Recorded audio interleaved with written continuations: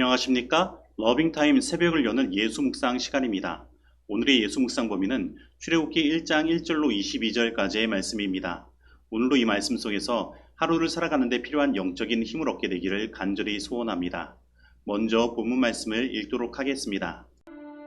야곱과 함께 각각 자기 가족을 데리고 애굽에 이른 이스라엘 아들들의 이름은 이러하니 루벤과 시므온과 레위와 유다와 이사갈과 스불론과 베냐민과 단과 납달리와 갓과 아셀이요. 야곱의 허리에서 나온 사람이 모두 70이요 요셉은 애굽에 있었더라. 요셉과 그의 모든 형제와 그 시대의 사람은 다 죽었고 이스라엘 자손은 생육하고 불어나 번성하고 매우 강하여 온 땅에 가득하게 되었더라. 요셉을 알지 못하는 새 왕이 일어나 애굽을 다스리더니 그가 그 백성에게 이르되 이 백성 이스라엘 자손이 우리보다 많고 강하도다. 자, 우리가 그들에게 대하여 지혜롭게 하자. 두렵건대 그들이 더 많게 되면 전쟁이 일어날 때 우리 대적과 합하여 우리와 싸우고 이 땅에서 나갈까 하노라. 감독들을 그들 위에 세우고 그들에게 무거운 짐을 지워 괴롭게 하여 그들에게 바로를 위하여 국고성 비돔과 라암셋을 건축하게 하니라. 그러나 학대를 받을수록 더욱 번성하여 퍼져나가니 애굽 사람이 이스라엘 자손으로 말미암아 근심하여 이스라엘 자손에게 일을 엄하게 시켜 어려운 노동으로 그들의 생활을 괴롭게 하니 곧 흙 이기기와 벽돌 굽기와 농사의 여러 가지 일이라. 그 시키는 일이 모두 엄하였더라. 애굽 왕이 히브리 산파 십부라라 하는 사람과 부하라 하는 사람에게 말하여 이르되 너희는 히브리 여인을 위하여 해산을 도울 때 그 자리를 살펴서 아들이거든 그를 죽이고 딸이거든 살려두라. 그러나 산파들이 하나님을 두려워하여 애굽 왕의 명령을 어기고 남자 아기들을 살린지라. 애굽 왕이 산파를 불러 그들에게 이르되 너희가 어찌하여 이같이 남자 아기들을 살렸느냐? 산파가 바로에게 대답하되 히브리 여인은 애굽 여인과 같지 아니하고 건장하여 산파가 그들에게 이르기 전에 해산하였더이다. 하나님이 그 산파들에게 은혜를 베푸시니 그 백성은 번성하고 매우 강해지니라. 그 산파들은 하나님을 경외하였으므로 하나님이 그들의 집안을 흥왕하게 하신지라.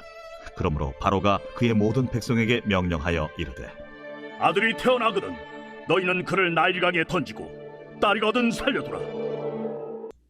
말씀 줄거리입니다. 애굽으로 이주한 야곱 가족은 생육하고 번성하여 온 땅에 가득하게 됩니다. 그러나 요셉을 알지 못하는 애굽 왕 바로는 이스라엘 백성이 더 많아지면 그들이 자신의 대적과 연합하여 싸울까봐 두려워합니다. 이에 바로는 어려운 노동으로 그들을 괴롭히고 히브리 산파들에게 아들이 태어나면 죽이라고 명령합니다. 먼저 오늘 본문 말씀의 구조를 살펴보면 다음 세 가지 구조로 나눌 수 있습니다. 첫 번째, 출애굽기 1장 1절로 7절 말씀은 하나님의 통치하심을 통해 언약이 성취됨을 보여주고 있고, 두 번째, 출애굽기 1장 8절로 14절까지의 말씀은 하나님의 통치하심을 모르는 새로운 왕이 애굽에 일어났음을 이야기하고, 그리고 세 번째, 출애굽기 1장 15절로 22절까지의 말씀은 하나님을 두려워하는 산파 십부라와 부하에 대한 이야기를 다루고 있습니다. 그러면 먼저 그 첫 번째 이야기를 살펴보도록 하겠습니다.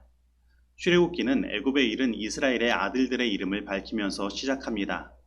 그런데 이것은 창세기 46장 8절의 반복이며 창세기와 출애굽기를 서로 연결하고 있습니다. 그리고 이것은 이스라엘 백성들이 어떻게 애굽에 정착하게 되었는지에 대한 배경을 제공하고 있습니다. 그리고 출애굽기 1장 7절은 하나님께서 아브라함에게 주셨던 언약의 약속 중 하나인 그 자손의 번성에 대한 약속의 성취를 보여줍니다. 그런데 이것은 아브라함에게 주셨던 나머지 약속, 곧 약속의 땅에 대한 것도 곧 성취될 것이라는 기대감을 주므로 이 출애굽의 역사가 하나님의 언약의 성취와 관련되어 있음을 나타내는 것입니다. 그런데 이 언약의 성취를 위해 중요한 역할을 한 존재가 있었는데 그 인물이 바로 요셉입니다. 그리고 요셉은 그 삶을 하나님의 다스림에 맡김으로 하나님의 통치가 그의 삶 가운데 펼쳐지도록 하여 그가 애굽의 종으로 팔려갔지만 형통하게 되어 총리가 된 인물인 것입니다. 그리고 요셉이 총리로서 애굽을 통치하는 일들은 곧 하나님의 통치하시는 역사를 나타내는 것이었습니다. 그리고 그 하나님의 통치의 결과 애굽에 들어갔던 야곱의 혈족 70명이 생육하고 번성하여 엄청난 숫자로 불어나 온 땅에 가득하게 된 것입니다. 그리고 우리는 여기에서 이러한 교훈을 얻을 수 있습니다. 하나님의 언약의 약속은 반드시 성취가 된다는 것입니다. 그리고 그 성취를 이루는 가장 중요한 것은 하나님의 통치하심에 우리의 삶을 맡기는 것입니다.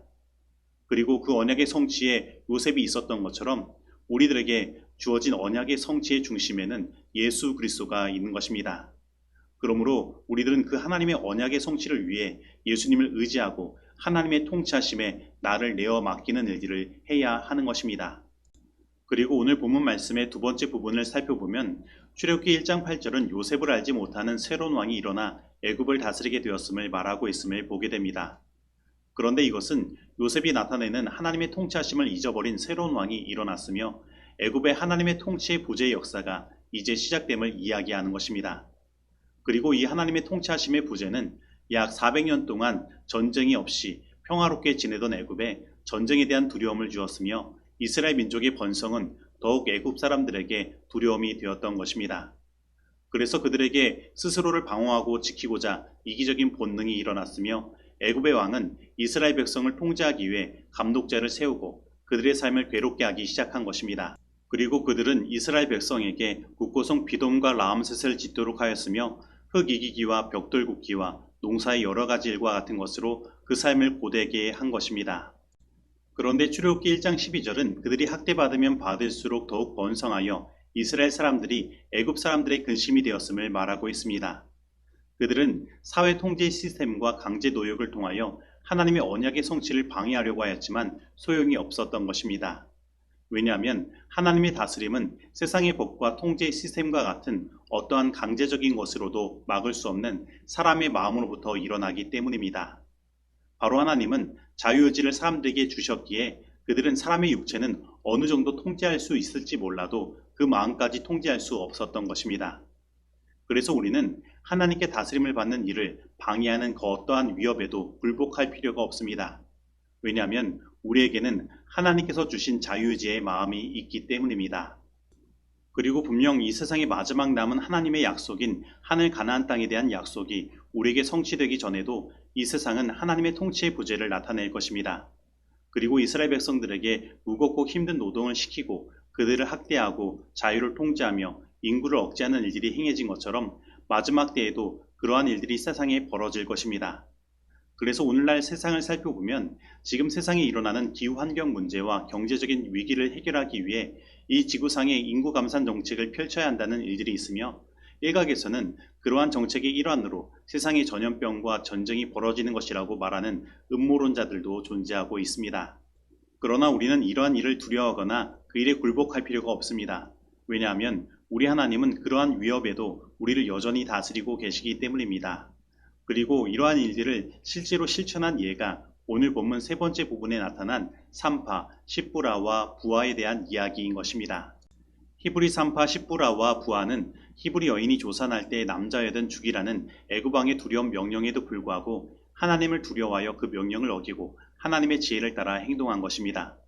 그래서 하나님께서는 그들에게 은혜를 베푸사 백성은 생육하고 번성하여 더욱 강대하여 지게 하시고 그들은 하나님을 경외함으로 그들의 집을 하나님께서 왕성하도록 축복하신 것입니다.